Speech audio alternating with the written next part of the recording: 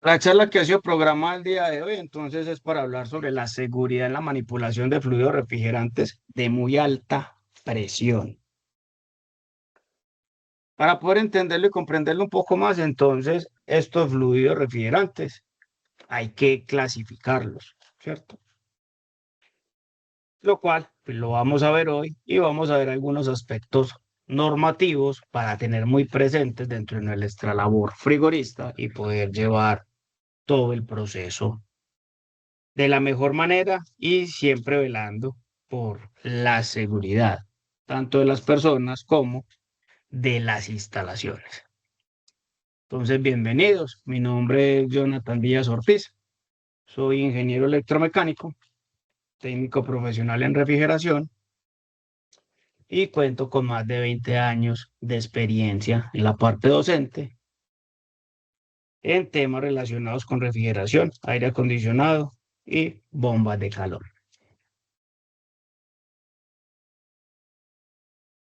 Es importante aclarar que estas afirmaciones y opiniones expresadas en estos textos y estas explicaciones reflejan únicamente el enfoque del autor. El autor no se hace responsable del uso indebido o la mala interpretación de la información proporcionada, toda vez que estas declaraciones y datos y experiencias son confiables, basadas en fundamentos científicos y se comparten con la mejor intención de mejorar el desempeño laboral del sector HVAC. Entonces, iniciemos clasificando los refrigerantes y por qué hablamos de refrigerantes de muy alta presión. Esta clasificación data y sale del Handbook de AFRAE. AFRAE es la Asociación Americana de Ingenieros en Calefacción, Refrigeración y Aire Acondicionado, la cual se encuentra en los Estados Unidos. ¿Sí? Sin embargo, eso no implica que personas de Latinoamérica nos podamos adherir o asociar a AFRAE como tal, como asociación, ¿cierto? Entonces, la asociación durante todos los años ha sacado un handbook, que es un compendio de información, y en este caso, en el handbook referenciado de fundamentos, que es uno de los tantos que tiene AFRAE, en el libro de fundamentos, entonces, es donde se empieza a hacer la clasificación de los fluidos refrigerantes en función de su presión de operación, ¿sí? Específicamente basado en las condiciones típicas en la parte de condensación. Esta clasificación es fundamental, ¿cierto? Sobre todo para el diseño seguro de los sistemas, la selección de los componentes y la definición de procedimientos de operación y mantenimiento. Lo que ocurre es que muchas veces este concepto lo hemos dejado un tanto por fuera de nuestro quehacer, ¿cierto? Sin embargo, empezamos a ver que empieza a cobrar importancia en el momento, a hoy, con el ingreso del Rexit, que lo veremos al final de la charla, en función del diseño y operación de los equipos, que ya es normativo, en este caso, Colombia. En función de esa presión, entonces tenemos que tener en cuenta que eso va a influir en el espesor del material y las tuberías, el tema de los recipientes de presión, ¿sí? Las válvulas de alivio, que son unos elementos que están presentes dentro de las instalaciones de equipos de alta presión, ¿sí? Y los equipos de protección y el nivel del riesgo mecánico asociado a las fugas o fallas estructurales, ¿cierto? Entonces, por eso hacemos el énfasis en refrigerantes de alta presión y muy alta presión. ¿Qué característica entonces tienen estos fluidos refrigerantes? Estos fluidos refrigerantes, de acuerdo con esto, se clasifican como refrigerantes de baja presión. Estos refrigerantes de baja presión tienen una característica y es que a presión atmosférica su temperatura de evaporación es muy alta, ¿sí? Entonces aquí podríamos entender lo que son inversos. Si la temperatura de evaporación es alta, pues la presión de trabajo es baja, ¿sí? Por lo general son fluidos refrigerantes en los cuales las presiones de trabajo son presiones negativas, ¿sí? Históricamente se han utilizado en términos, pues, de compresores o equipos de gran capacidad, principalmente en enfriadoras de agua, lo que se llaman equipos centrífugos o muy popularmente en algún momento como centrífugas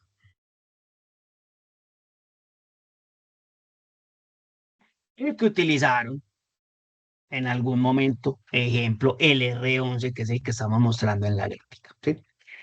El R11, por condiciones medioambientales, entonces son refrigerantes regulados, ya prácticamente salió del mercado, lo reemplazó luego el R123, el cual a hoy pues están en estudios buscando refrigerantes de reemplazo. Es decir, que en muy poco tiempo este refrigerante también saldrá de nuestro mercado. A modo de ejemplo, entonces todos los valores relativos se colocaron a una condición de 0 PSI, ¿cierto? Entonces a 0 PSI, la temperatura o el punto de ebullición que tiene el fluido refrigerante es de 23,7 grados Celsius, ¿sí? Y a 0 grados Celsius tiene una presión de menos 8,87 PSI, ¿cierto? Una presión negativa, como se lo mencionaba, en el cual se puede incurrir en que en vez de salir el fluido refrigerante, lo que nos ingrese es aire del exterior y nos pueda generar un inconveniente dentro del sistema. Los refrigerantes de media presión son refrigerantes cuya temperatura de evaporación está comprendida entre más 20 y menos 30. Por lo general operan a unas presiones más moderadas, ¿sí? Lo que facilita pues su manejo. Es de los más comunes que utilizamos en los sistemas de refrigeración, por lo general, ¿cierto? Ya que tienen un amplio uso histórico y comercial, los componentes son estándar y de una forma u otra disponible y el riesgo en función de la presión pues son moderados. Como algunos ejemplos, el R12 que ya salió pues por protocolo de Montreal, el R134 aún lo manejamos en muchos equipos y el R22 pues está en todo ese proceso de eliminación. En este caso, entonces, hacemos la comparativa con el R134, el cual a 0 PSI tiene un punto de ebullición de menos 26 grados Celsius. Entonces, miremos que si hay una diferencia con respecto a la anterior, que mencionábamos que a 0 era más 23. Y la diferencia es que a 0 PSI ejerce una presión de trabajo de 27,7 PSIG, ¿sí? La presión manométrica. Entonces, ya aquí la condición de trabajo son condiciones relativamente normales. Los refrigerantes de alta presión son refrigerantes cuya presión atmosférica, cuya temperatura de evaporación a presión atmosférica está entre los menos 30 y los menos 80. Por lo general funcionan a unas presiones más altas, ¿cierto? Los cuales requieren pues diseños especiales para poder soportar esos esfuerzos mecánicos. Dentro de estos está el 404, el 507A, el 410. Con la diferencia que el 404 y el 507, pues las presiones de trabajo en cierto momento están muy cercas a las moderadas o a refrigerantes de media presión, mientras que el R410, lo mismo que el R32, pues son fluidos refrigerantes que tienen una presión de trabajo mucho mayor. A 0 PSI, el punto de ebullición del R410 es de menos 51,36, ¿sí? Y a 0 grados Celsius, la presión de trabajo es de 101,1 PSIG. Entonces, miremos que aquí la presión por el lado de baja, si lo estuviéramos manifestando de esta manera, pues son presiones ya más altas, en los cuales empieza a implicar que las herramientas e instrumentos de trabajo que necesitemos pues sean de mayor capacidad en términos de protección. Y un refrigerante, que el mismo handbook lo denomina como un refrigerante de muy alta presión, ¿cierto? Entonces es el fluido refrigerante R744, denominado por AFRAE o conocido como CO2. Este fluido refrigerante pues tiene unas condiciones de trabajo superior o distintas a lo convencional, el cual nos implica y nos invita a volver a estudiar y a reaprender de alguna manera o modo todo lo que implica los sistemas de refrigeración, ¿cierto? Ya que empiezan a haber diferentes combinaciones y diferentes configuraciones para poder trabajar con él. Es un fluido refrigerante que tiene un punto de ebullición de menos 78 grados Celsius. Sin embargo, pues en la aplicación tiene delimitados los rangos de presión. Entonces, en este caso, pues la presión más, la temperatura más baja y la presión más baja que me deja consignar es de menos 56,6 grados Celsius a 60 psi, ¿sí? Y a 0 grados Celsius es un fluido refrigerante que ya está generando 490 psi. Entonces, ahí es donde hay que empezar a tener presente y la precaución en función del trabajo con este fluido, que deja de ser un mito muy popular que podemos tener y mantener, que es que eso es igual, ¿cierto? Eso lo manejamos igual. No, es que si manejamos los otros fluidos, pues aquí no hay problema porque se maneja igual. Realmente aquí la invitación es cambiar ese paradigma porque realmente no es igual. Si hay valores y cifras significativas en función de cómo trabaja y cómo puede operar este tipo de fluido refrigerante. Dentro de las principales características, las presiones son muy elevadas, principalmente si empezamos a hablar de la operación en sistemas transcríticos, ¿sí? Que ya son condiciones especiales que hay que recordar desde la fluidodinámica que tienen este fluido o este refrigerante en particular y las diferentes características que va a presentar los sistemas con CO2, ¿sí? Ya ahorita lo miramos un poco dentro del proceso. Se requieren entonces más requerimientos estrictos con respecto al diseño mecánico, ¿sí? Ya de una forma u otra, la responsabilidad en función del diseño, ¿sí? Cambia, ya que pues, aquí no puede haber, ¿cómo decirlo? Problemas para imprecisión o para cometer errores o malos procedimientos en un momento dado, ¿sí?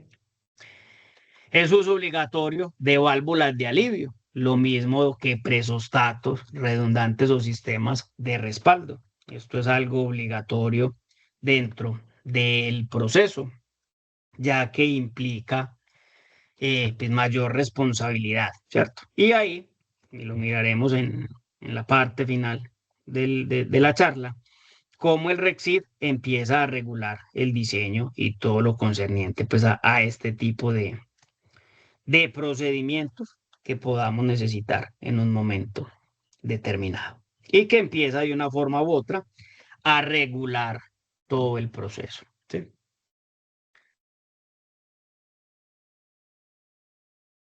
Y en términos de relación de presión, pues por el lado de alta, un sistema con CO2 puede superar tranquilamente los 90 bar en función de presión de trabajo, ¿cierto? Entonces, haciendo una comparativa de los cuatro fluidos en términos de lo que hablábamos, entonces a 0 PSI, el uno me da 23 grados, el otro me da menos 26, el otro me da menos 51 y repito, pues el CO2 por la condición de la aplicación no da para colocarlo a 0 PSI, pero sería menos 78 grados Celsius, ¿sí? O a 0 grados Celsius, el R11 me estaría dando una presión de menos 8,8 PSI, presiones negativas de trabajo, el R134 de 27,7 PSI, el R410 a 0 grados 101,1 y el R744 del CO2 a 0 grados Celsius 490,8 PSI. Entonces, con eso comprobamos, ¿cierto? Lo que nos dice esta literatura en términos y en función del handbook de ABRAE, ¿sí? El cual pues, nos da esas condiciones con relación a la condición de fluidos en función de la presión de trabajo.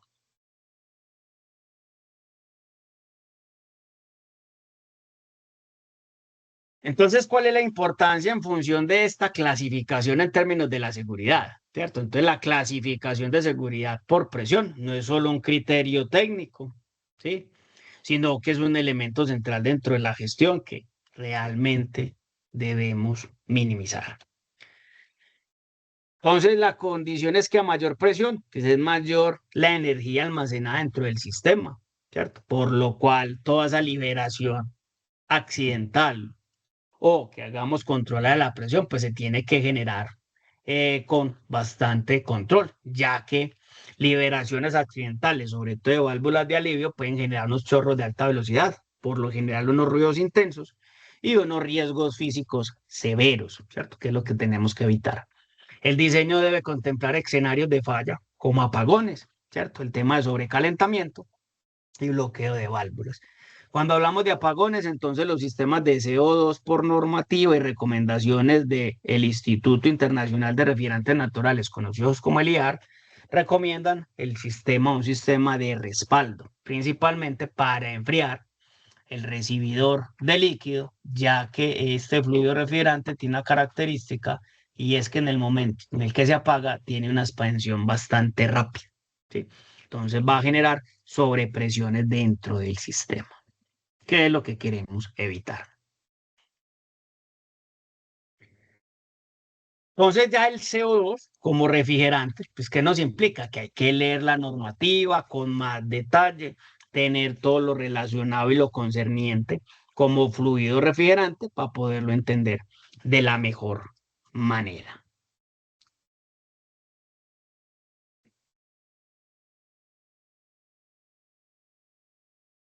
Entonces, a modo de pronto entenderlo un poco mejor, entonces, ¿qué empezamos a ver?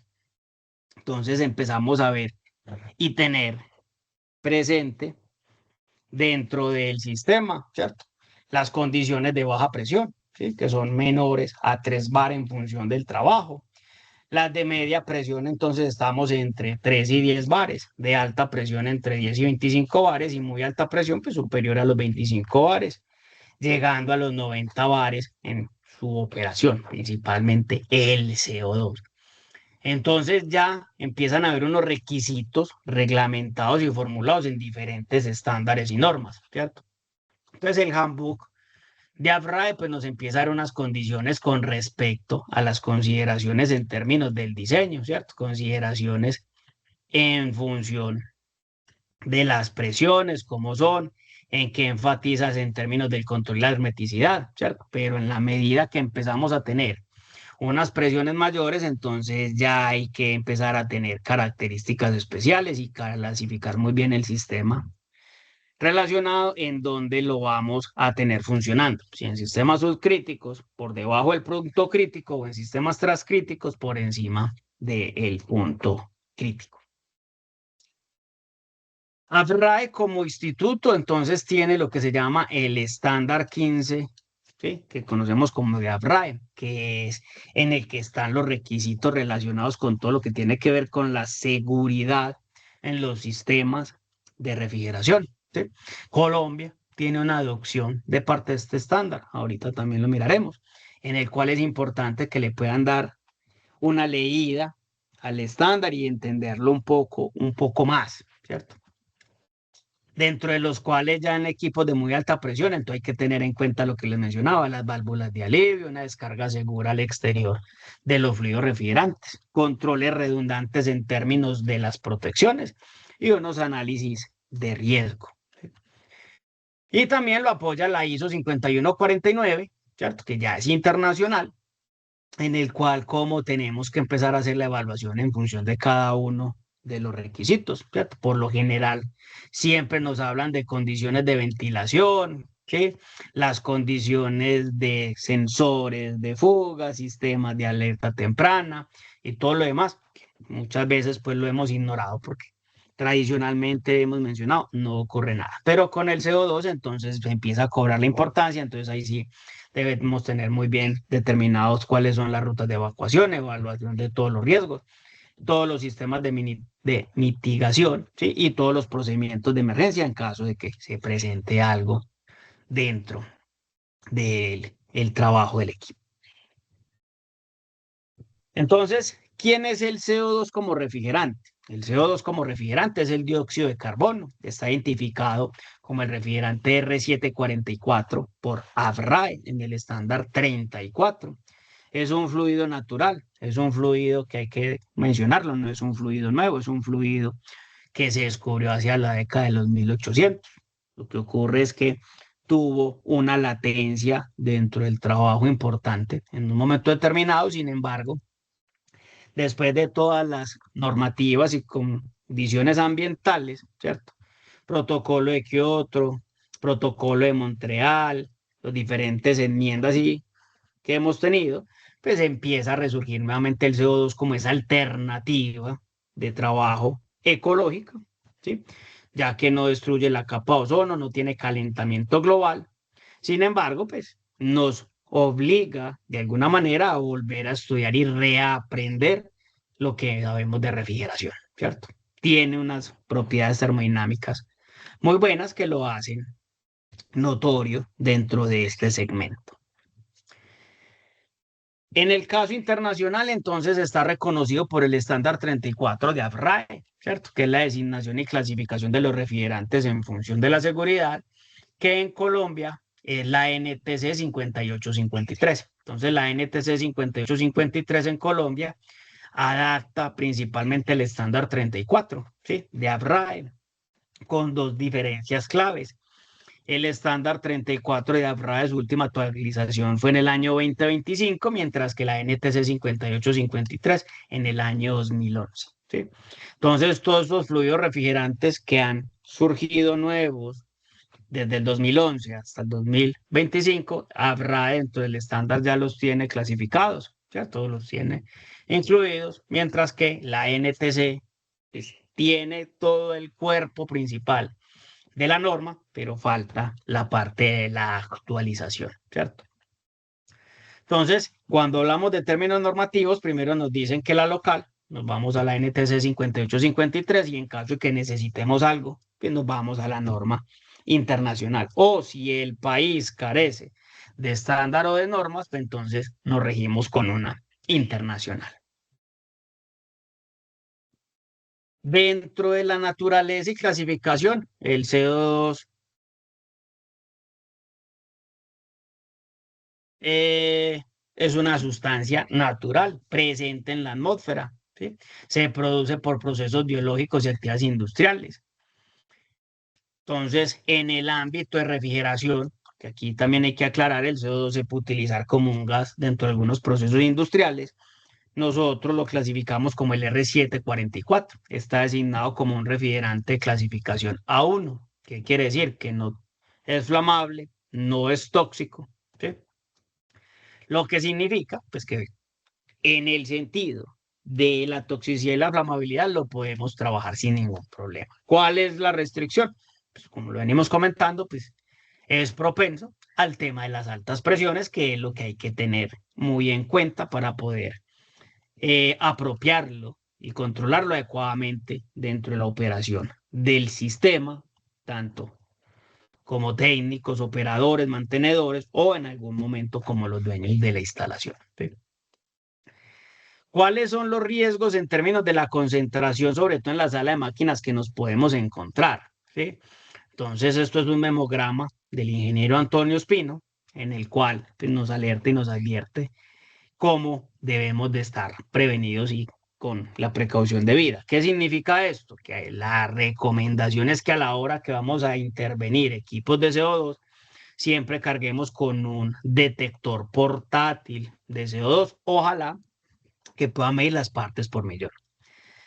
Si la fuga o la concentración que hay es menor a 500 partes por millón, pues no hay una concentración alarmante o que nos pueda generar algunos efectos adversos. Si está entre 500 y 790, pues todavía hay una buena calidad del aire, ¿cierto? Entre 800 y 1200 ya empieza a haber una concentración moderada y aceptable dentro de los procedimientos. El tema es que puede causar somnolencia leve o una sensación de un aire viciado, ¿sí? Y aquí va a depender mucho de la persona. Si está entre los 1200 y los 1600 partes por millón, ya hay una calidad deficiente del aire en el cual empieza a sentirse fatiga, problemas en términos de la concentración y se pueden presentar algunos dolores de cabeza leves. Si la concentración está entre los 1600 y los 5000, hay una mala calidad del aire, esto es una somnolencia casi que segura. Los problemas de concentración y mareo son muy frecuentes, dolores de cabeza y una sensación de asfixia, lo cual lleva a un deterioro cognitivo leve. Y si son mayores a los 5000 partes por millón, pues ya hay una mala calidad del aire, lo cual ya hay un deterioro cognitivo, hay un riesgo de pérdida de la conciencia, ¿sí? Un riesgo por muerte, por inopia entre la exposición prolongada, ¿sí? Aclarando que esta tabla es educativa y orientativa, ¿sí? No es una tabla normativa única. y que está construida a partir del estándar 62.1 de APRAE, en el cual habla sobre todo el tema de la ventilación y la calidad del aire interior, estudios científicos en términos de condición y confort, las OSHAs entre los límites de exposición y normas de refrigeración por riesgo por CO2 que todas las empresas que empezaron a trabajar con el tema pues se empiezan a relacionar dentro de los manuales técnicos.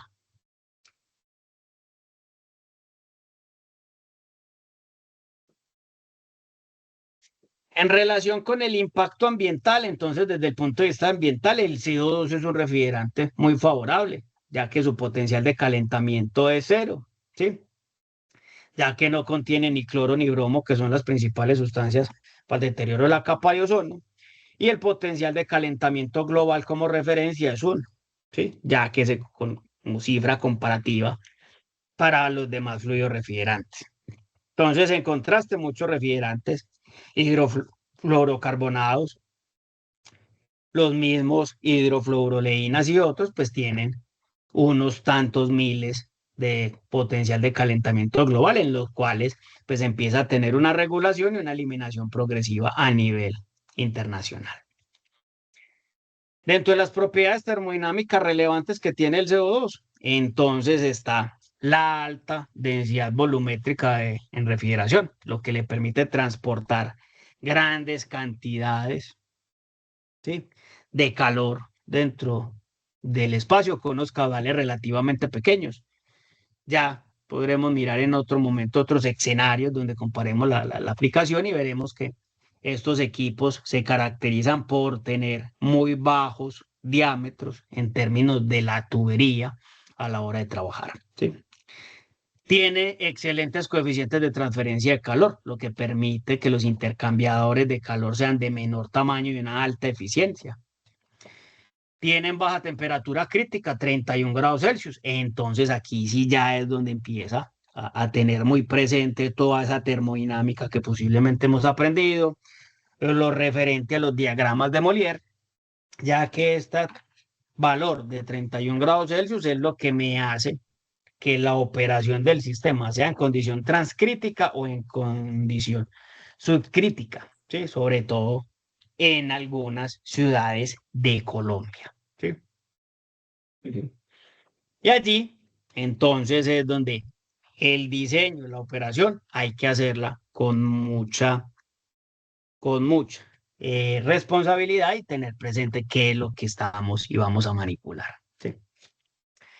Entonces, ¿qué es esa condición transcrítica y subcrítica? Resulta que el sistema, como tal, dentro de todo lo que es una tabla de estados del fluido refrigerante, entonces está el punto triple, ¿sí?, que es una condición donde se encuentra el fluido en los tres estados. Entonces es la condición en la cual se encuentra el fluido en el estado sólido, líquido y vapor, ¿sí? Esto se da a 4.2 bares o a 60.9 psig, ¿sí?, con una temperatura de menos 56.6. Entonces, por eso la aplicación allí limita disminuir la presión, ¿cierto? ¿Por qué? Porque lo que nos está indicando es que a esa condición ya se encuentra el CO2 en los tres estados, sólido, líquido y gaseoso, coexisten a la misma condición de presión y temperatura. Y a 31.1 grados Celsius, es decir, a los 1297 psig o a los 72.6 bar, estamos en el punto crítico, ¿sí? Entonces, si vamos a trabajar el equipo de refrigeración por debajo del punto crítico, entonces vamos a tener una forma de identificar el estado líquido y vapor dentro del sistema, pero si por alguna condición la temperatura en el lado de alta se nos pasa de los 31 grados Celsius, pues vamos a estar en una parte donde se puede llamar supercrítico o transcrítico, en el cual no hay una diferenciación de la fase vapor y líquido muy apreciable, ¿sí? ¿Qué es eso? Eso es esto que estamos viendo aquí, ¿cierto? Entonces, estamos viendo que dentro del sistema, dependiendo las condiciones en las que estemos trabajando, podemos tener formación de sólido, ¿cierto? O formación de lo que llamamos típicamente hielo seco, entonces esto es hielo dentro del sistema, ¿sí? El cual se da unas condiciones, ¿cierto? Y perdón, me devuelvo aquí, cercanas a dónde? A los 60,9 PSI y menos 56,6 grados. ¿Por qué? Porque empieza a haber la coexistencia del estado sólido. Entonces, a la hora de operar un sistema de estos, tenemos que controlar que el sistema no se baje por debajo del punto crítico, porque entonces dentro del sistema, dentro de las tuberías, pues nos va a aparecer sólido. Lo que estamos nosotros acostumbrados a trabajar tanto en el evaporador como en el condensador es una fase líquida, que es la parte inferior, y una parte de vapor, ¿cierto? En este caso, dentro de los menos 56 y los 31, es una zona que se puede diferenciar muy bien físicamente, ¿cierto? La fase líquida, la fase vapor. Pero cuando pasamos el punto crítico, ¿sí? Ya no hay una marcación definida en función de la fase, ¿sí? Entonces es muy complejo ya definir en qué estado o en qué fase se encuentra. Coexisten los dos, ¿cierto? Pero no hay un límite tan definido como cuando hay líquido y vapor. Entonces, en esta condición es cuando decimos que el fluido se encuentra en estado supercrítico o transcrítico, ¿sí? Entonces, allí ya el sistema, a la hora que lo estamos operando como equipo de refrigeración y hacer el análisis dentro del diagrama de Molière, entonces ya decimos que allí ya no sabemos qué podemos tener o cómo se encuentra esa fase, ¿sí? Representaba entonces estos elementos dentro del mismo. Entonces, recuerden, si se baja, ¿sí?, de los menos 60 o los 60 PSI, entonces podemos tener el riesgo de la formación del sólido.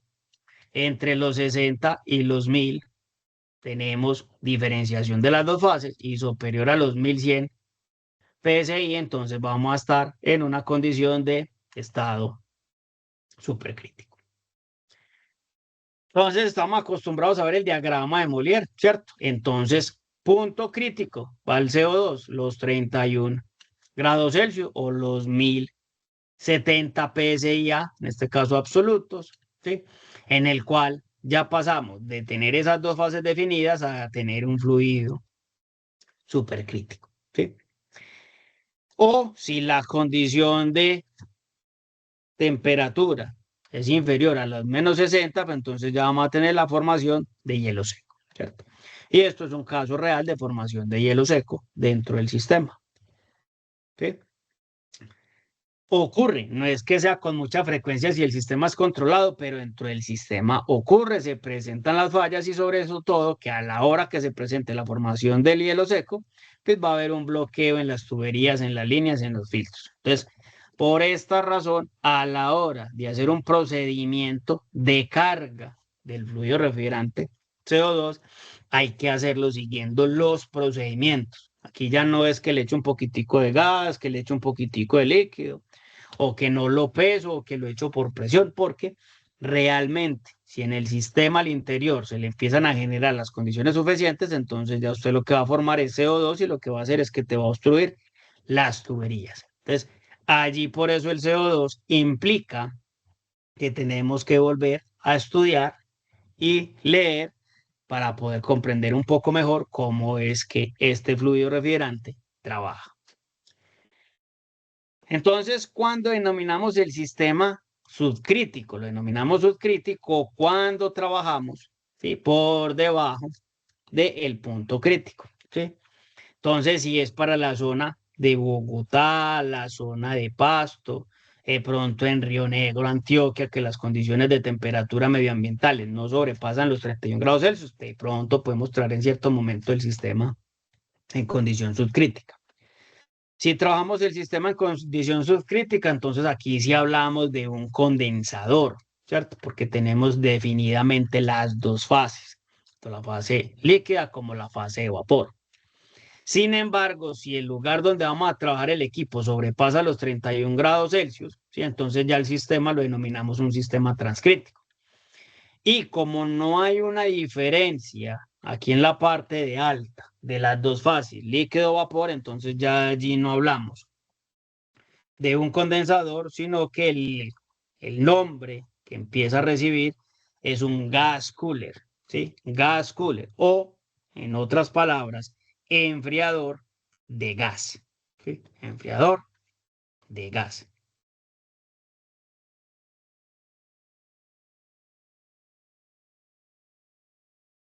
Entonces, uno de los riesgos que se puede tener, dependiendo de dónde se esté ubicado el sistema, es que tranquilamente puede pasar entre el estado subcrítico al estado transcrítico en ciertos momentos, ¿sí? Condición que hay que controlar o tratar de controlar de la mejor manera. ¿Por qué? Porque rápidamente vamos a tener unos cambios de temperatura y unos cambios de presión bastante elevados, ¿sí? Si estamos por debajo del sistema transcrítico, estamos alrededor de los 60 bares, pero si pasamos rápidamente al estado transcrítico, pasamos a los 90 bares, ¿sí? Entonces, por eso hay que tener especial cuidado con los equipos. No es que sea difícil, lo que implica, compañeros frigoristas, es que tenemos que estar mejor preparados. Tenemos que sentarnos a estudiar nuevamente refrigeración y entenderlo de la mejor manera. Entonces, si el sistema es subcrítico, ¿sí? Hablamos de un compresor, de un gas cooler, un dispositivo de expansión, un evaporador. Pero si ya es transcrítico, entonces ya tenemos que entrar a colocar otra serie de elementos y accesorios dentro del sistema para poder que trabajen, como lo son tanques de expansión, válvulas de expansión o sistemas de eyectores o sistemas booster, tener controlados los diferentes sistemas de compresión, compresores de baja, compresores de media, compresores de alta, y es allí donde la configuración de los diferentes sistemas para trabajar CO2 nos implica que hay que volver a leer. Listo. Muy bien. Entonces, ¿cuáles son las ventajas frente a los refrigerantes sintéticos? Pues comparado, primero, que cumple con todas las regulaciones ambientales actuales y futuras. ¿Sí? Hay una disponibilidad global y un bajo costo del fluido refrigerante. ¿Sí? ¿Cuál es, digamos que, la desventaja? Los costos en términos de la instalación, ¿cierto? Eh, Dentro de las ventajas, la no dependencia de patentes ni restricciones comerciales. ¿Sí? Algunos fluidos recuerden que tienen este tipo de restricciones. El tema, ¿cuál es? Altas presiones de trabajo. Entonces ahí, que es la condición que hay que empezar a tener como criterio, ¿cierto? Los costos de instalación y una necesidad muy latente, puntual y casi que el mercado lo está solicitando, es personal capacitado, ¿cierto? Sin embargo, esta capacitación hay que ser consciente, no siempre se puede dar en instituciones o institutos, ya que en ocasiones la tecnología avanza de una manera muy rápida y los institutos van llegando en cierto momento de una forma muy lenta, pero sí hay que optar por el autoaprendizaje. ¿Sí? El autoaprendizaje, mucha esta información se encuentra disponible en otros webinars, en páginas web, algunos referentes y empresas referentes que trabajan en el mercado con este tipo de fluidos, Bixer, Copeland, Weston, que ya es un integrador, Atmosphere y otros tantos como integradores de este tipo de tecnologías.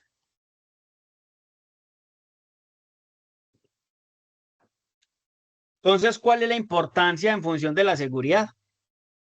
Siempre la manipulación de fluidos refrigerantes de alta presión es un caso pragmático, ¿cierto? Aunque químicamente seguro y ambientalmente sostenible, pues su uso demanda de un conocimiento profundo de las propiedades físicas, los límites del diseño, como le acaba de mencionar, que no se le vaya a presentar una congelación, ¿sí? O que se le vaya a pasar de un sistema subcrítico a transcrítico, ¿sí?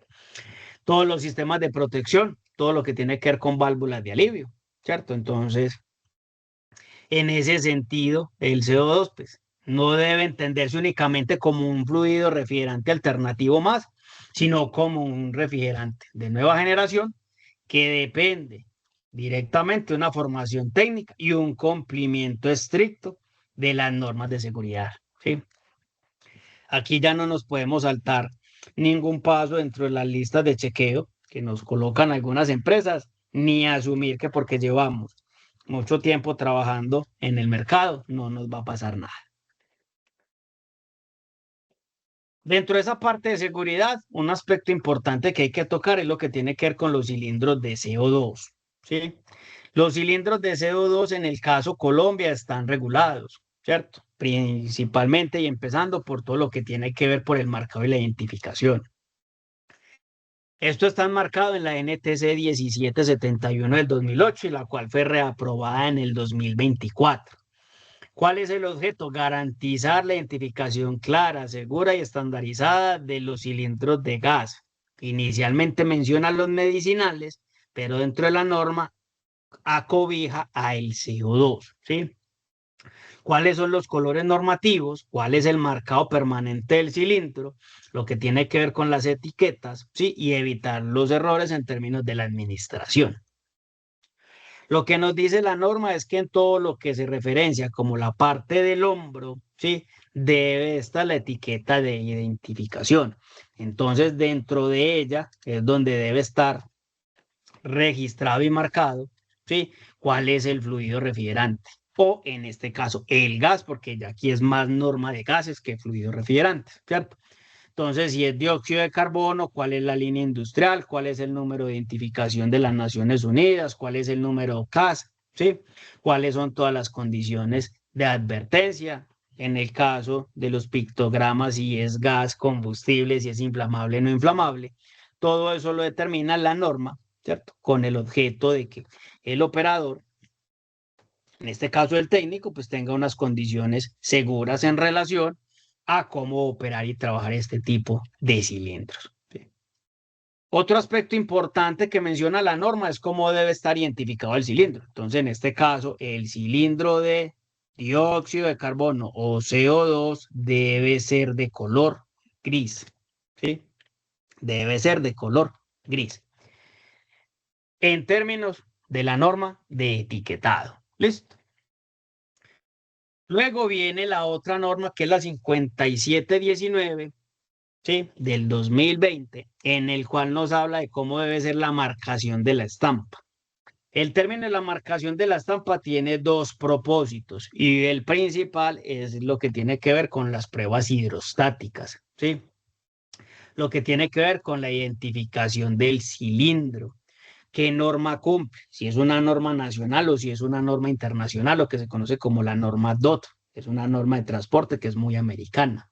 ¿Cuál es la identificación del fabricante? Debe tener un número serial, ¿sí? Debe tener la fecha de ensayo inicial. ¿Cuál es el peso que tiene el cilindro cuando se encuentra vacío? En caso, ¿cuánto es la capacidad de absorber o de agua que pueda tener dentro del mismo? ¿Cuál es el mínimo espesor de pared garantizado? ¿Sí? Entonces, cuando ya empieza uno a tener presente que los cilindros deben de tener este tipo de estampación, pues nos empieza a decir que en función de la seguridad de la manipulación de estos fluidos de alta presión, pues a la hora que vamos a ejecutar o que lleguemos a un sistema, ¿sí? Es hacer una revisión visual para tener presente estas condiciones.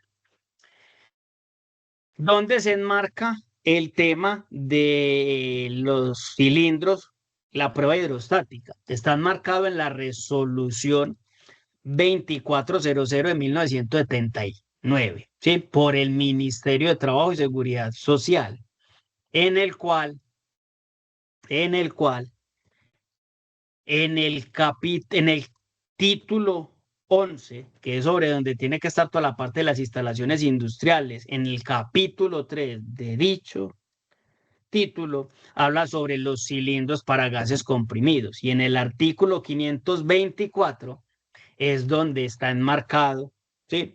El proceso en el cual dice los cilindros de gases que puedan ser corrosivos serán sometidos a inspección formal y prueba hidrostática por lo menos cada 2 años y los destinados a otros gases cada 5 años.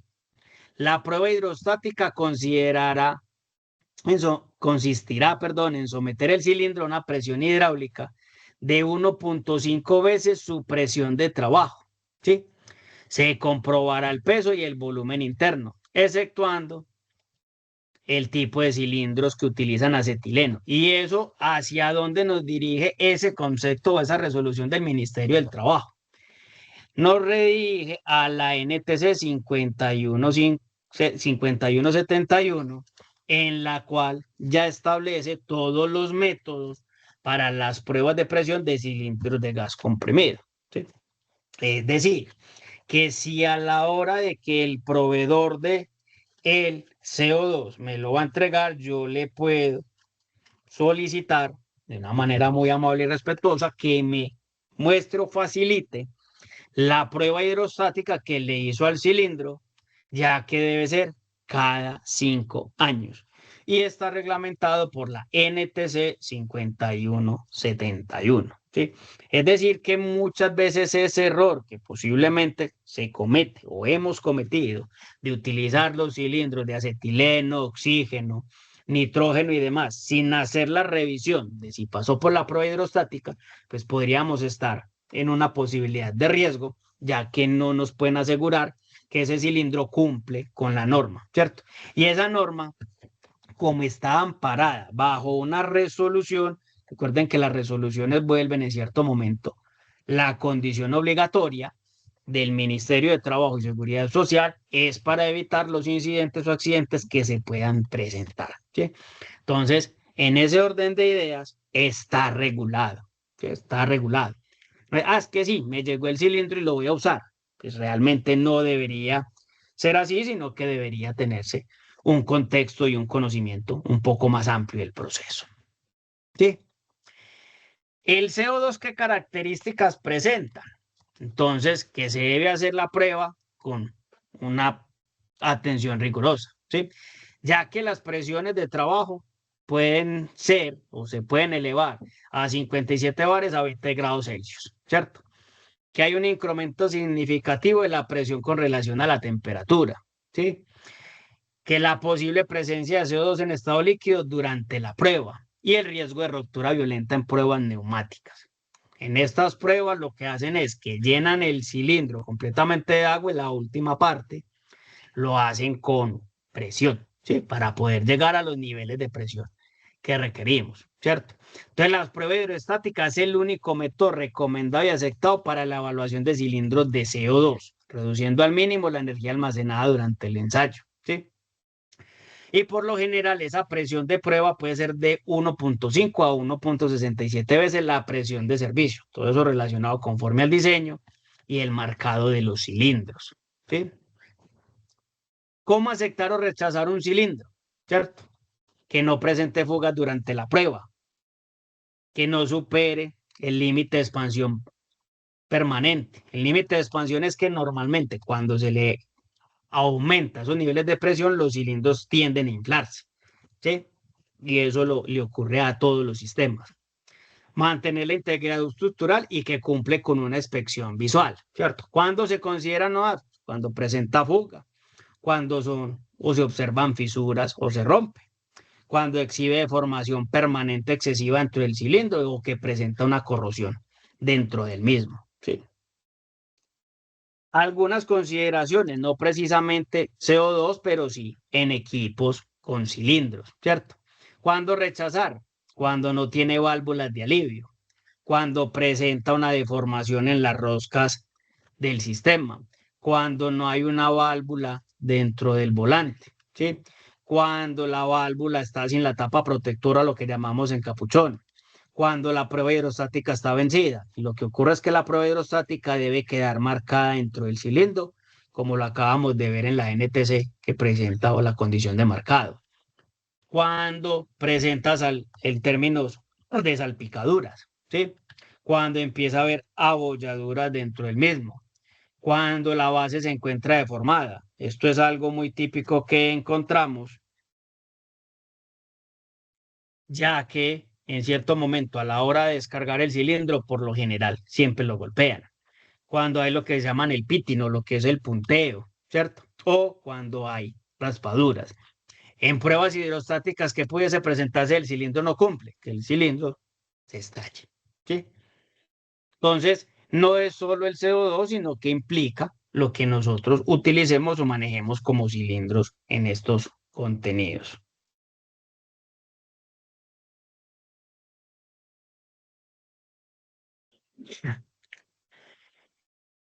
Entonces, después, y perdón, me devuelvo aquí rápidamente para hacer el recorderis. Entonces, el cilindro ya hay una identificación, ¿sí? La NTC 1671.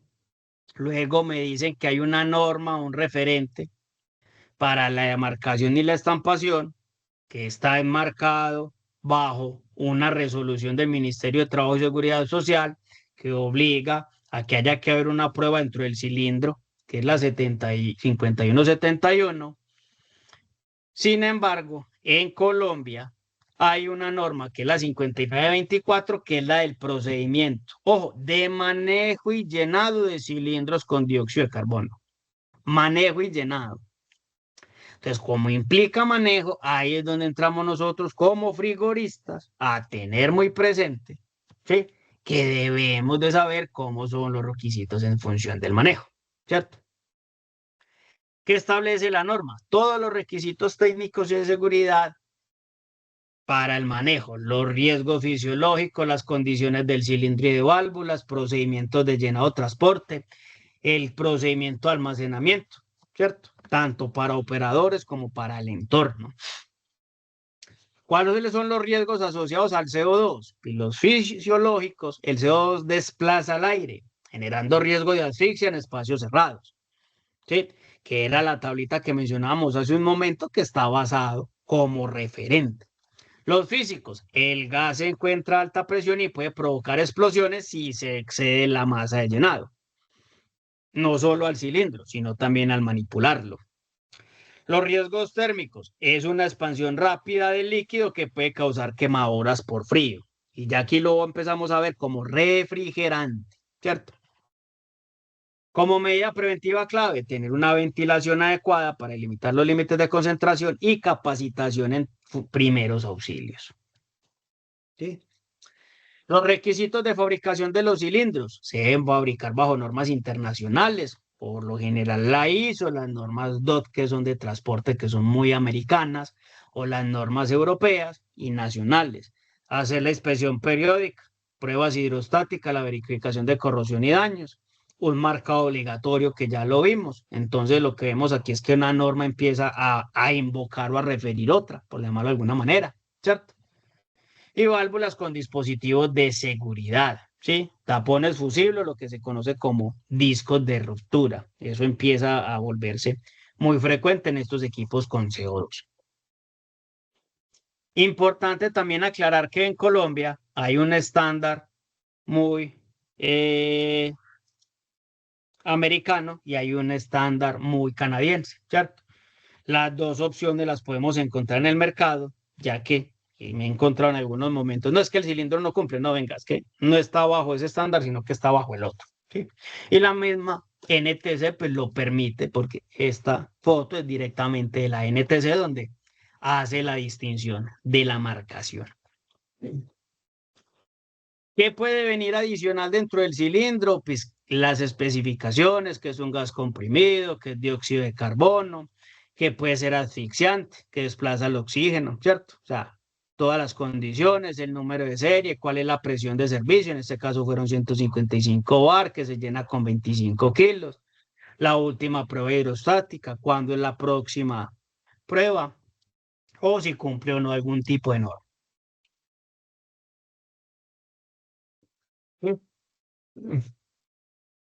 Transporte en posición siempre vertical, ¿sí? Con los cilindros asegurados. Por lo general, en algunas partes lo aseguran con cadenas. Evitar exposición directa al solo fuentes de calor. El almacenamiento en áreas ventiladas, señalizadas, libres de materiales combustibles y una separación física entre cilindros llenos y vacíos para incurrir en el tema de errores. Ya como fluido refrigerante, ¿qué hay? ¿Qué opciones tenemos disponibles en el mercado? ¿Cierto? Algunos cilindros vienen con un tubo de extracción directo de líquido, ¿sí? Entonces aquí está el cilindro en corte. Lo que ocurre es que ya dentro de las válvulas viene con lo que en ocasiones llamamos un pescador, es un tubo que viene hasta el fondo del cilindro. Por lo general, la etiqueta que viene en el mismo nos identifica que es la parte de extracción de líquido. Lo que ocurre es que en ciertos momentos estas etiquetas vemos que las retiran. Sin embargo, en algunos fabricantes o en algunos cilindros lo que observamos es una línea pintada por uno de los lados, ¿cierto? Con el fin de alertarnos de que ese cilindro tiene el tubo de inmersión, ¿sí?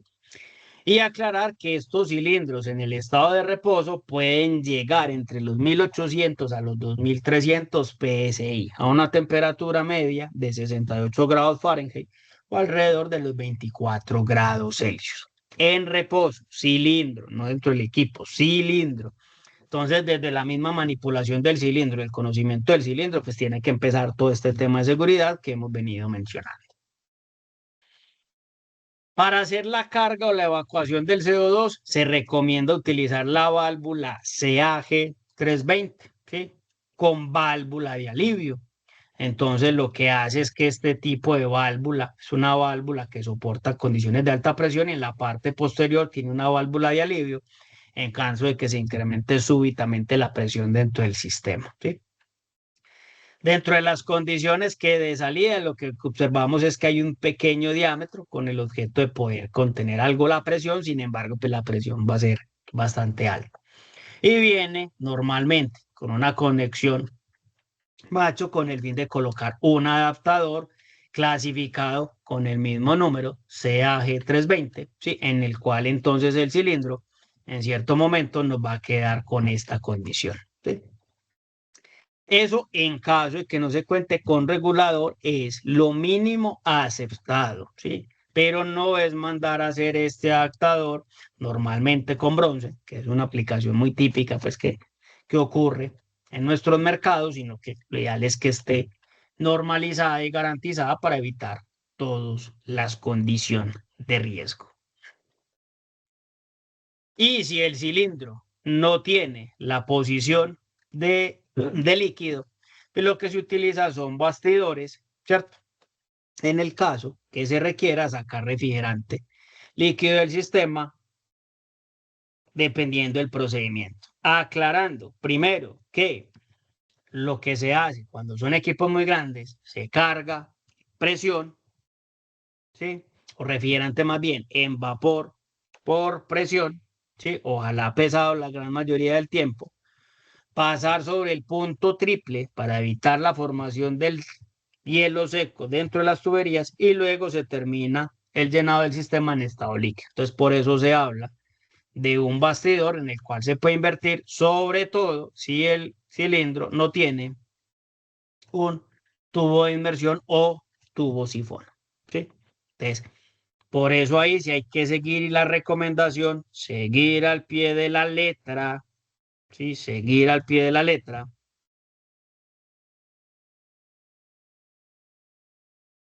eh,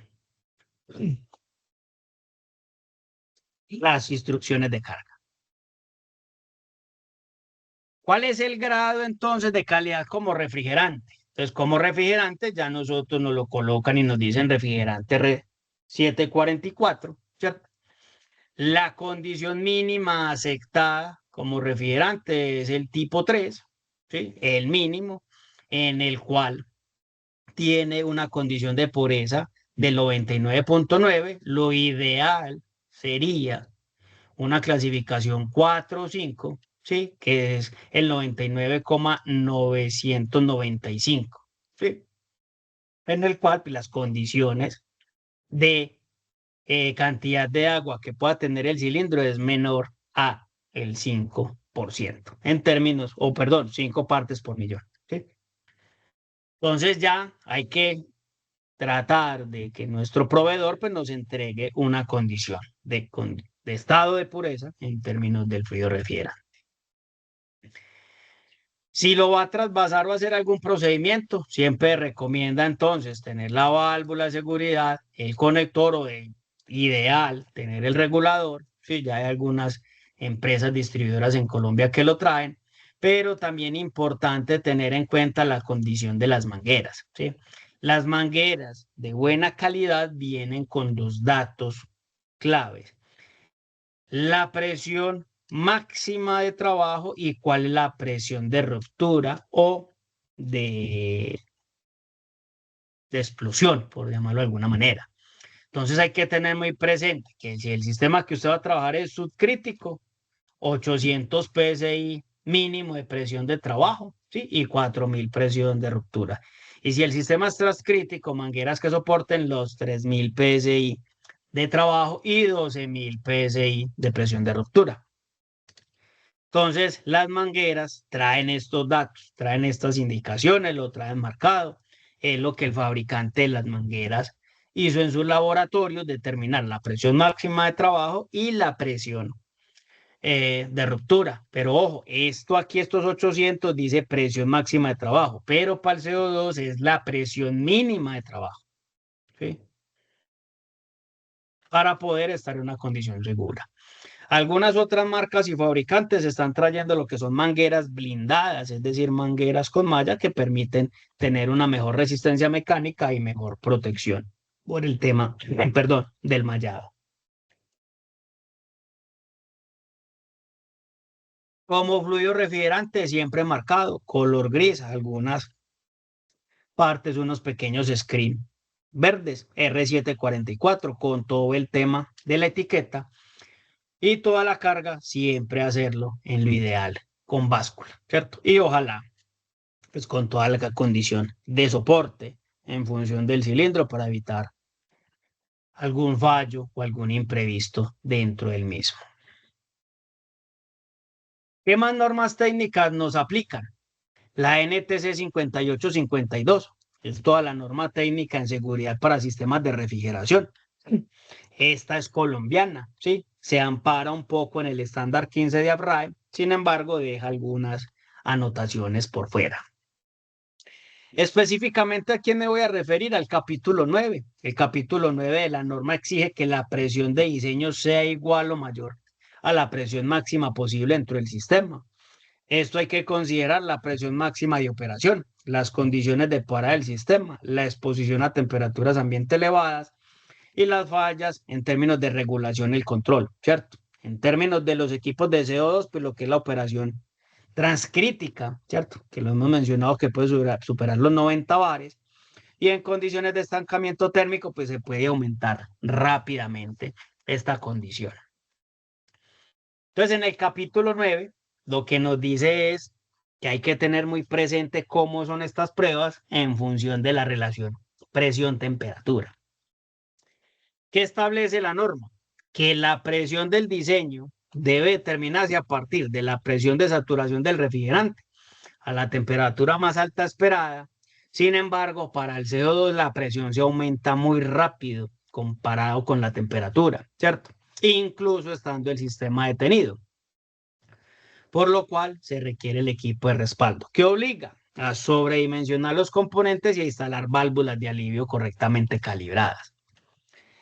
Entonces, dependiendo las condiciones de temperatura y presión, ¿cierto? Entonces, si estamos evaporando a menos 40, pues vamos a tener 12.1 bares, estamos en estado subcrítico, una presión moderada. ¿Hasta cuándo? Hasta 20 grados Celsius. Ya tenemos 64 bares, a pesar de que estamos en estado subcrítico, pues ya hay una condición de alta presión.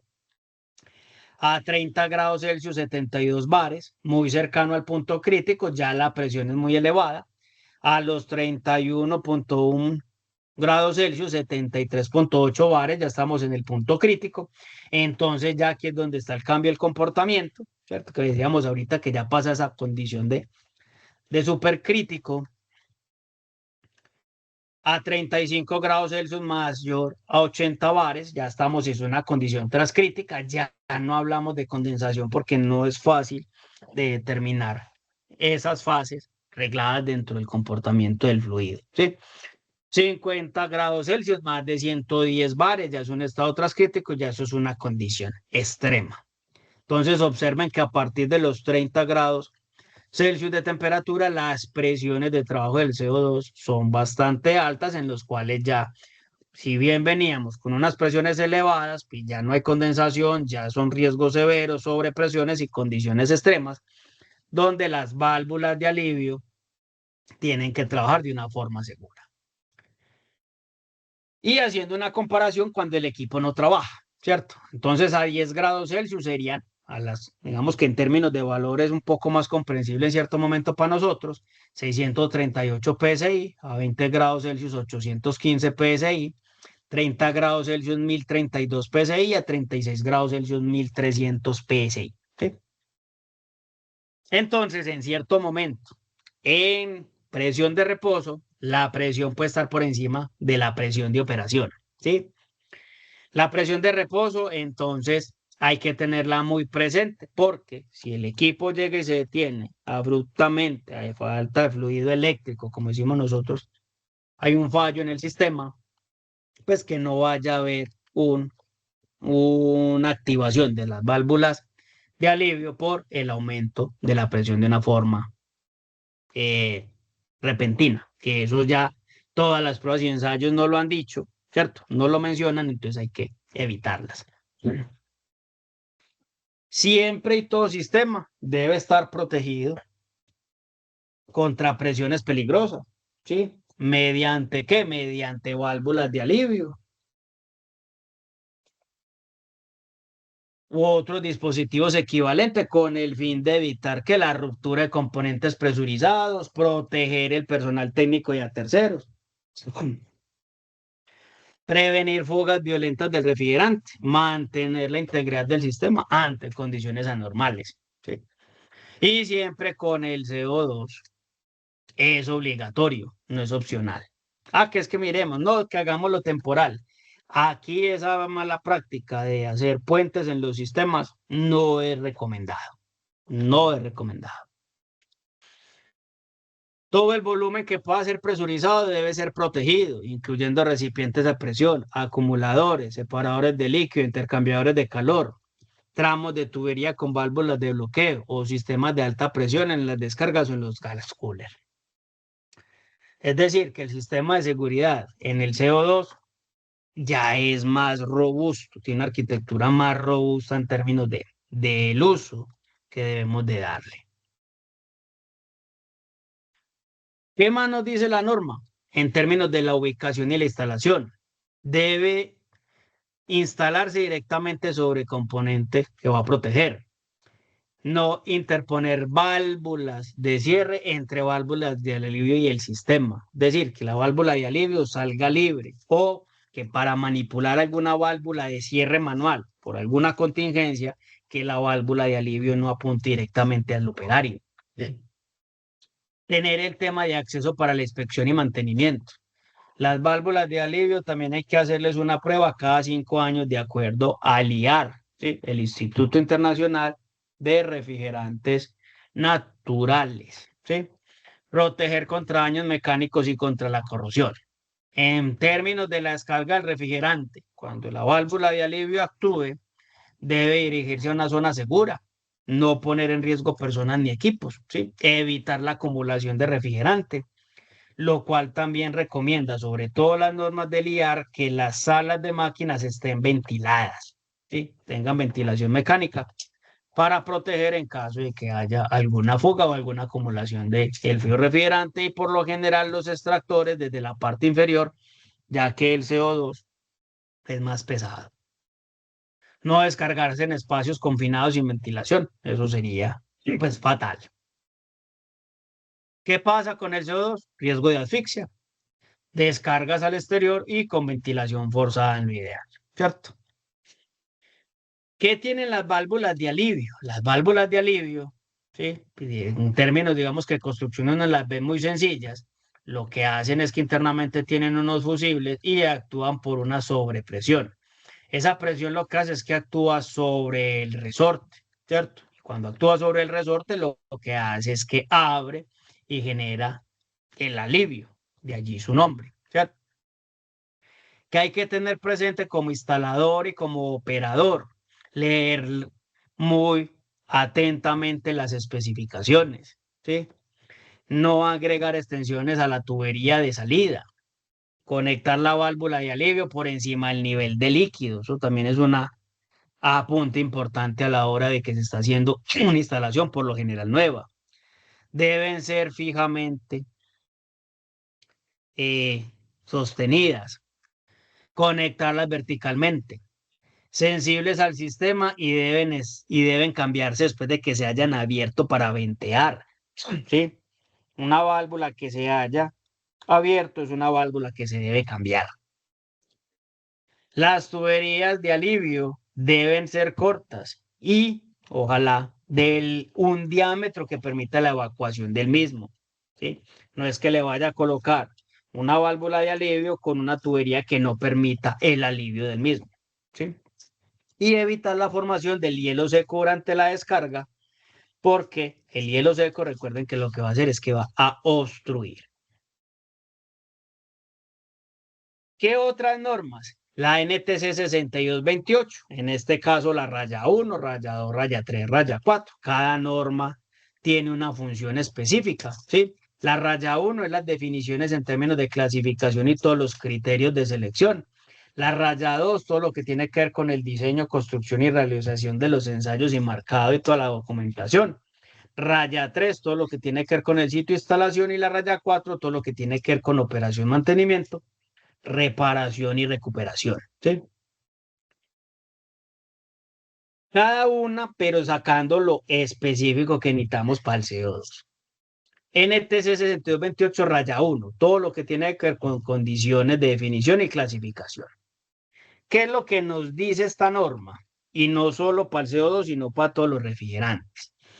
Que se clasifica en función de la ocupación. Esto en el artículo 5.1, en el cual nos dice que la ocupación es de condición general, supervisado y autorizado. ¿Sí? Una ocupación general es donde pueden pernoctar o donde puede haber un número de personas que pueden estar o no familiarizados con las medidas de seguridad. Por lo general, ¿en donde? En hospitales, juzgados, teatros, hoteles, restaurantes, supermercados. Es decir, allí hay una serie de personas dentro de este espacio, pero no saben que hay un equipo de aire acondicionado, refrigeración, ni qué tipo tiene, ni si tiene refrigerante o no tiene refrigerante, o si lo tiene, nada, o sea, está ahí dentro de un proceso. Pero ya hay unos sitios o instalaciones donde ya hay un ambiente supervisado, ¿sí? Es decir, ya hay lugar donde la persona debe estar familiarizada con la condición de seguridad. ¿Sí?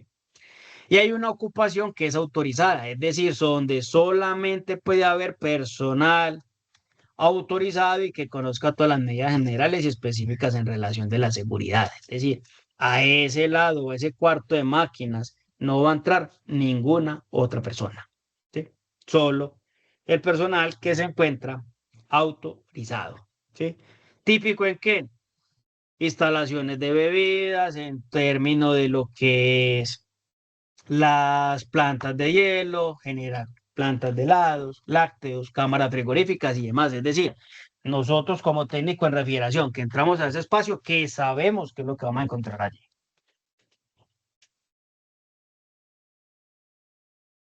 Y adicional la norma entonces lo clasifica en 4 clases. ¿Sí? Estas clases van referenciadas en qué o en relación a qué, van relacionadas en función de la localización. Entonces, la clase 1, los equipos mecánicos están ubicados dentro del espacio ocupado. ¿Sí? Esto vendría siendo un ejemplo, un equipo portátil en términos de aire acondicionado. Un clase 2, los compresores están en una sala de máquinas o al aire libre. Una clase 3 está en una sala de máquinas o al aire libre con una condición de que debe de tener unos requisitos específicos. ¿Sí? Y la clase 4 que se encuentra dentro de un espacio ventilado. Es decir, que todo lo que hay allí contiene refrigerante y se encuentra en un recinto que está ventilado con el objeto de poder tenerlo muy claro. ¿Sí? Entonces, basado en esta norma, ya lo que nos empiezan a indicar es cómo es la carga del fluido refrigerante dependiendo de la condición de toxicidad o de la condición de seguridad en relación con el fluido refrigerante. Entonces, para la categoría A, y la clase 1, entonces hay un límite en función de la carga de refrigerante, ¿sí? Que va relacionado con la carga de toxicidad y con la carga máxima de fluido. Para la categoría B, en función de pisos superiores sin salidas de emergencia, entonces hay que empezar a tener esos límites. Entonces, si está dentro de la sala de máquinas, por lo general la carga de fluido refrigerante es más bajo, pero si está en sitios ventilados o en zonas autorizadas, lo que empieza a ocurrir es que no tenemos unas restricciones en términos del límite de carga. Y ahí es donde empiezan a haber algunos cambios claves y significativos en la interpretación de la norma. ¿Sí? Repito, para todos los fluidos es esta norma, sea clorados, sea sintéticos, sea hidrocarburos, sea amoníaco, sea CO2, hay que tener presente ya la clasificación de la norma, ¿sí? En función de la ocupación y la clasificación de la ubicación. ¿Por qué? Porque es donde me empieza a colocar la restricción en función o en relación a la cantidad de fluido que yo puedo tener dentro de la instalación. ¿Sí? La NTC 6228 raya 2, que ya la del diseño, construcción y la realización del marcado, en el capítulo 5.2.2 habla sobre los requisitos de presión. Dentro de esta parte, la norma habla sobre la presión máxima permitida que puede tener en el sistema y va relacionado con respecto a la temperatura del ambiente, la posible acumulación de gases no condensables, la configuración de cualquier dispositivo de liberación de presión, el método de deshielo, sobre todo si es por gas caliente, ya que en el evaporador en ese momento va a tener una condición de alta presión, la aplicación si es un proceso de enfriamiento o calentamiento y la radiación solar, ¿sí? Y una condición que es el factor de ensuciamiento. Entonces, con base a estas condiciones de la presión máxima, el diseñador debe determinar las presiones máximas permisibles en las diferentes partes del sistema, teniendo en cuenta las condiciones de temperatura del ambiente máximo. La norma nos habla de dos métodos para hacerlo. Uno, el diseñador debe documentar y determinar la presión máxima permisible, ya sea por cálculos o ensayos, ¿sí? Y para los refrigerantes utilizados en la parte de baja, con o sin compresor, de un sistema de cascada, la presión permisible debe ser determinada por el diseñador, ¿sí? En el cual debe prever las condiciones de parada normales y de emergencia a través de tanques de eliminación o por medio ventilado seguro a zonas de descarga. Si él no lo puede hacer por allí, entonces está el método 2, que es una tabla. ¿Qué es esa tabla? La tabla está documentado por el lado de condensación y nos da diferentes ámbitos. Entonces nos dice que si es el lado de alta presión con un condensador refrigerado por aire, que si es el lado de alta presión con condensador refrigerado por agua y una bomba de calor de agua, o si es por el lado de presión de alta con un condensador evaporativo, o por el lado de baja con un intercambiador de calor expuesto a temperatura ambiente al aire libre, o por el lado de presión baja con intercambiador de calor expuesto a temperatura ambiente inferior. Entonces, lo que él me da es una condición de qué tipo de intercambiador tengo y a unas condiciones de temperatura ambiente.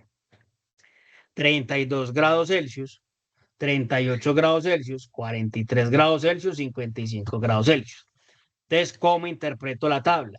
Si yo estoy trabajando a menor de 32 grados Celsius, lo que me indica la norma es que debo hacer la prueba de presión permisible a 55 grados Celsius. Entonces, ¿qué hago? A 55 grados Celsius, a 32 grados, entonces en este caso el CO2, ¿cuánto me da? Que la presión permisible es de 1960,3 psi. ¿Sí? Si ese equipo yo lo voy a ubicar donde la temperatura del ambiente es menor a 38 grados, la norma me dice que la prueba la debo hacer a 59 grados Celsius. Entonces, a 59 grados Celsius, la presión permisible es de 1111,1 psi.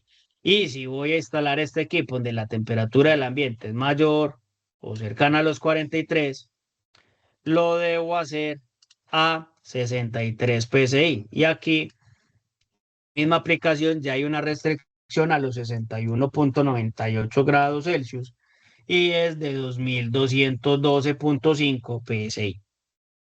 Entonces, la NTC 6228-2, en función de los requisitos de presión de la presión máxima permitida, nos habla de dos métodos en el cual casi que la que usamos es la tabla que está consignada dentro de la misma norma para establecer cuáles son los criterios en función de las presiones máximas permitidas. Entonces, cambiar entre los 55 grados Celsius a los 62 grados Celsius, empezamos a notar que hay un incremento importante en la presión. ¿Sí? Y repito, esto aplica no solo para el CO2, sino que aplica para todas las instalaciones con refrigerante. Luego la misma norma 6228-2, pero en el ítem 5.3.3 me habla sobre el ensayo de hermeticidad, en los cuales habla de dos casos: equipos realizados o todas las soldaduras hechas en fábrica o para todas las uniones hechas en el sitio de la instalación. ¿Sí? Entonces, no deben detectarse fugas. Todos los sistemas se deben hacer con sistema de detección de fugas de 3 gramos al año de refrigerante, ¿sí? Bajo una presión de no menos de 0,25 por la presión máxima permisible. Entonces, ¿qué hacemos? Cogemos esta presión máxima permisible, la multiplicamos por 0,25 y bajo esa condición hacemos la prueba hecha en fábrica, ¿sí? Lo mismo nos indica cómo tenemos que hacer la prueba para las uniones hechas en el sitio de la instalación, ¿sí? La diferencia es que aquí el equipo detector de fugas tiene que ser con una capacidad de 5 gramos al año, ¿cierto? Con el equipo en reposo por lo general y durante el procedimiento, ¿sí? Con una presión de por lo menos 10 menos a la condición de operación. El procedimiento de detección de fuga debe tener en cuenta el tiempo de respuesta del equipo, la distancia máxima entre la fuga y el equipo de prueba, ¿cierto? Las restricciones correspondientes tienen que ser dadas por el fabricante del equipo de prueba de fugas. Entonces aquí hay que tener muy presente cuál es el detector que vamos a utilizar, cuáles son las restricciones, cuáles son los tiempos de calibración y demás que impliquen los mismos. Cuando el equipo no se ensaya a las presiones mencionadas o no se ensaya con refrigerante, el constructor debe demostrar que el método de ensayo aplicado es equivalente a los requisitos anteriores. Entonces, en cierto momento, a hoy, que ya vamos llegando al RECSIT, donde hay que entregar todas las condiciones de diseño, hay que tener un muy buen proveedor de los sistemas porque el RECSIT ya nos solicita evidenciar estos procedimientos. El equipo de detección de fugas debe calibrarse según regularmente, de acuerdo a las instrucciones del fabricante. Algunos detectores de fuga vienen con un sistema de calibración básico, ¿cierto? Y la fuga que se detecte debe ser reparada y debe ponerse el ensayo de hermeticidad nuevamente. La misma NTC 6228, pero en el ítem 5.3.4.2 habla sobre la inspección del sistema de refrigeración, ¿sí? Entonces, ¿qué se debe de verificar toda la documentación relacionada con la presión del equipo, todos los dispositivos de seguridad. Las uniones permanentes deben estar de acuerdo con la documentación de diseño, verificar todas las condiciones de diseño de tuberías, verificación de toda la alineación de los acoplamientos de los ejes en términos de compresores abiertos, bombas, ventiladores, y el registro del ensayo de la hermeticidad del sistema y una inspección visual del mismo. Es decir, en el registro del ensayo que se hizo la prueba de presión y que cumple dentro de los parámetros establecidos.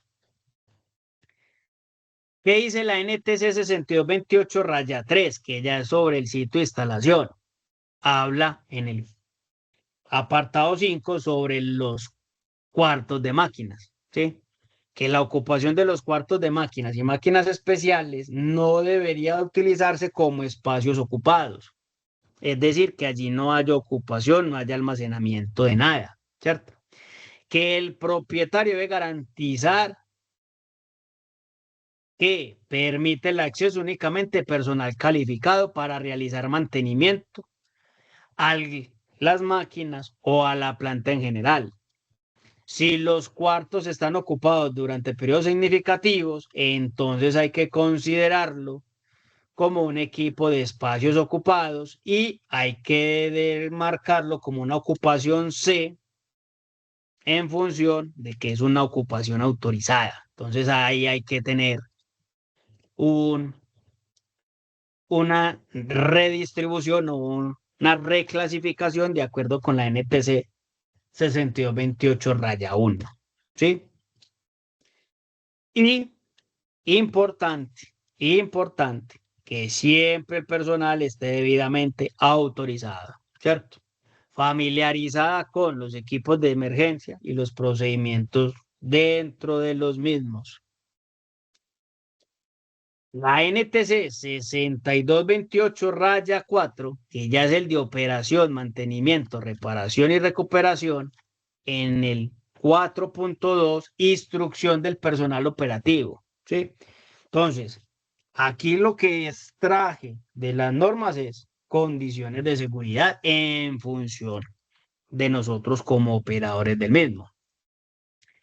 ¿Qué recomienda? Que antes de poner el servicio en operación nuevo, siempre el personal de operación esté con qué fin de que sea instruido y que esté familiarizado con el manual de instrucciones, con el proceso de construcción, con la supervisión, operación y mantenimiento. Es decir, que antes de entregar el equipo y durante el proceso de instalación, ¿sí?, haya la capacitación correspondiente al personal operativo. En este caso, si usted va donde un cliente que para usted es nuevo, pues de una forma u otra que le pueda entregar todos estos antecedentes antes de que lo tome en operación, ¿sí? O que firmen unas actas de corresponsabilidad de ser necesario.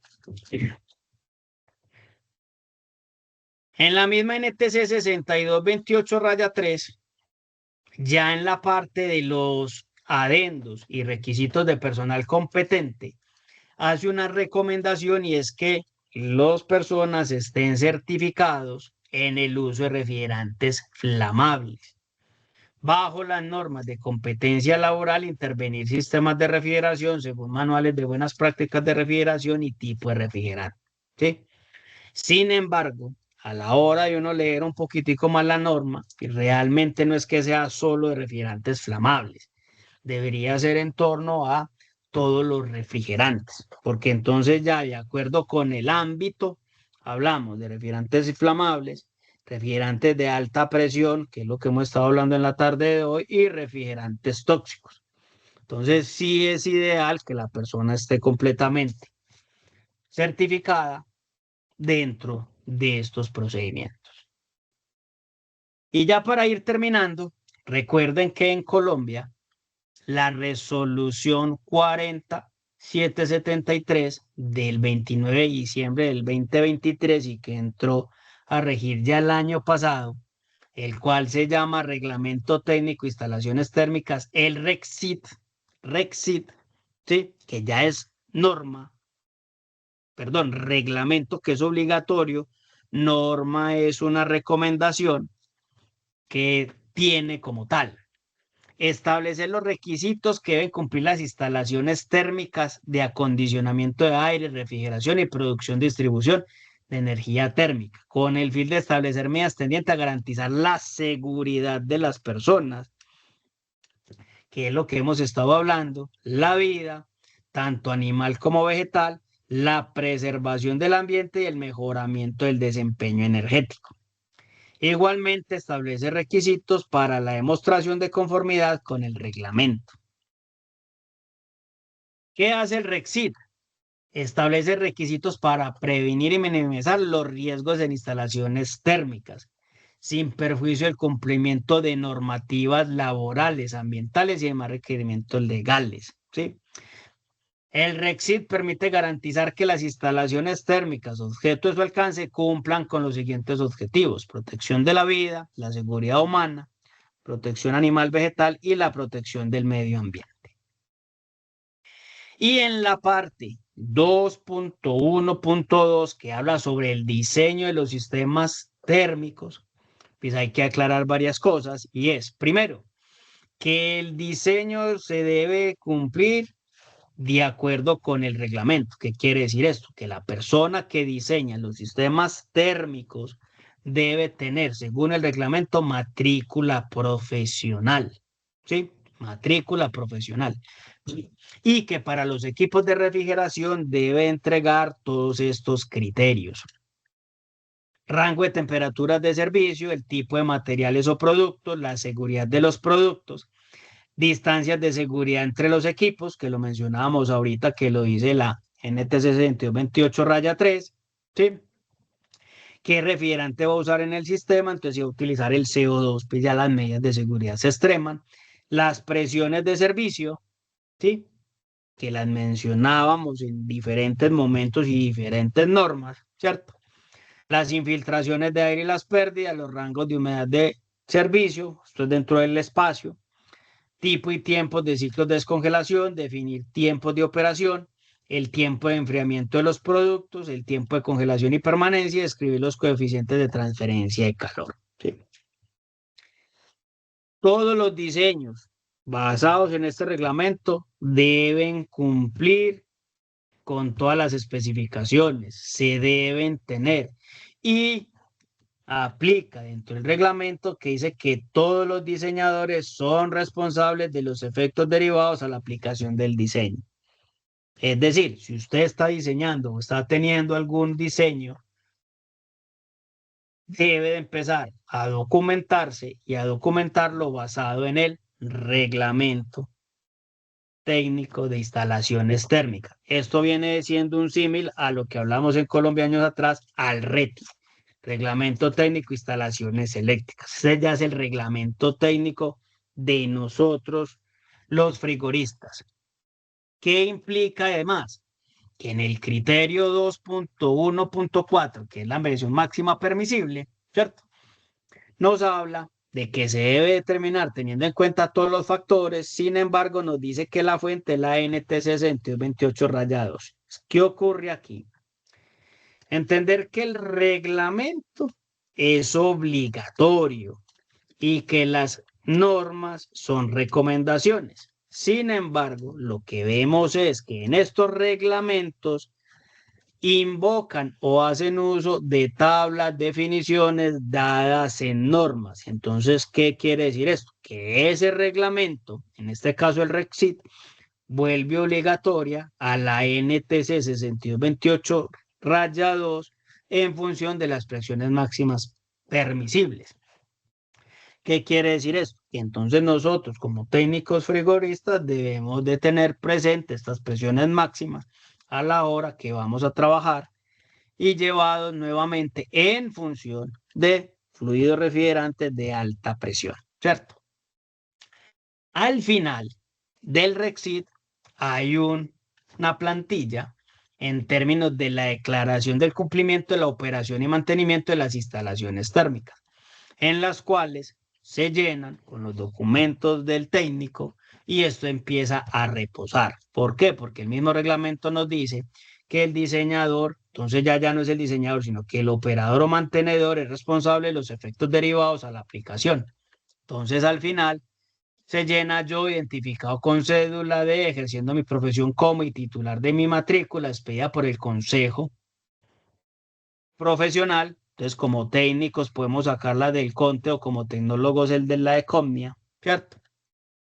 Bajo declaración juramental, la instalación con el alcance ubicada en la dirección del municipio, del departamento, el cual figura como propietario, con tipo y número de identificación, con dictamen de inspección número expedido por el organismo de inspección, mantiene el cumplimiento de todos y cada uno de los requisitos establecidos por el RECID de acuerdo con la resolución, las cuales fueron verificadas de acuerdo a las especificaciones de construcción, montaje, manuales y registros de operación y mantenimiento. Entonces, aquí ya la norma nos solicita ser más cautelosos en que los manuales estén, en que los registros de operación y mantenimiento estén, ¿sí? Basados en la seguridad, en la manipulación de fluidos refrigerantes. En el caso y el día de hoy, refrigerantes de muy alta presión, ¿sí? Espero que esta información haya sido de su agrado, que les haya ilustrado un poco más desde el punto de vista normativo lo que debemos de tener presentes para trabajar con sistemas de refrigeración.